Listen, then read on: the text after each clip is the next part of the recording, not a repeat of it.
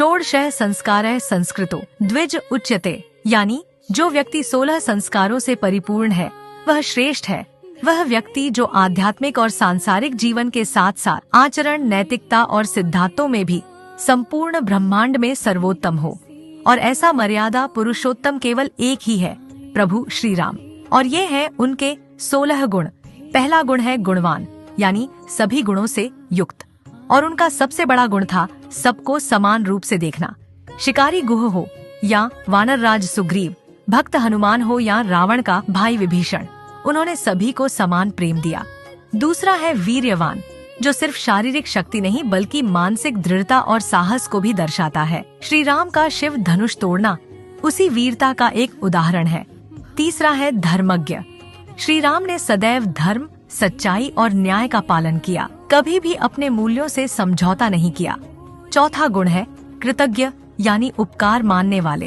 प्रभु श्री राम ने रावण से युद्ध के अंत में हनुमान और पूरी वानर सेना का आभार प्रकट किया। स्टेट श्री राम के 16 गुण पार्ट 2। प्रभु श्री राम का 5वां गुण है सत्यवान। श्री राम ने हमेशा सत्य को प्राथमिकता दी। छठा गुण है दृढ़ व्रत। भगवान श्री राम अपने संकल्पों के पक्के थे, इसलिए कहा गया रघुकुल रीत सदा चली आई, प्राण जाए पर वचन न जाए।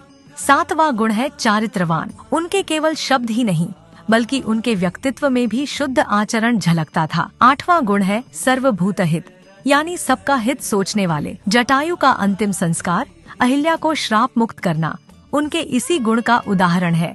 9वां गुण है विद्वान। शस्त्र हो या शास्त्र, भगवान राम को सभी का ज्ञान था। उन्होंने अपने ज्ञान का हमेशा सदुपयोग ही किया और विवेक से काम लिया। 10वां गुण है समर्थता। रावण से कम सैन्य बल होने पर भी उसे युद्ध में हराने का सामर्थ्य केवल श्री राम के पास ही था। 11वां गुण है प्रिय दर्शन। भगवान श्री राम का रूप और सौंदर्य तो मनमोहक था ही, पर उनका आंतरिक सौंदर्य और शुद्धता उनके बाहरी रूप को और भी आकर्षक बनाते थे। जिस मर्यादा पुरुषोत्तम राम की मिसाल आज पूरी दुनिया देती है। आज हर माता पिता श्री राम जैसा आदर्शवादी पुत्र चाहते हैं, पर क्या आप जानते हैं उनके जन्म की कथा बहुत अनोखी है। राजा दशरथ की 3 रानियां थीं, लेकिन पुत्र एक भी नहीं था।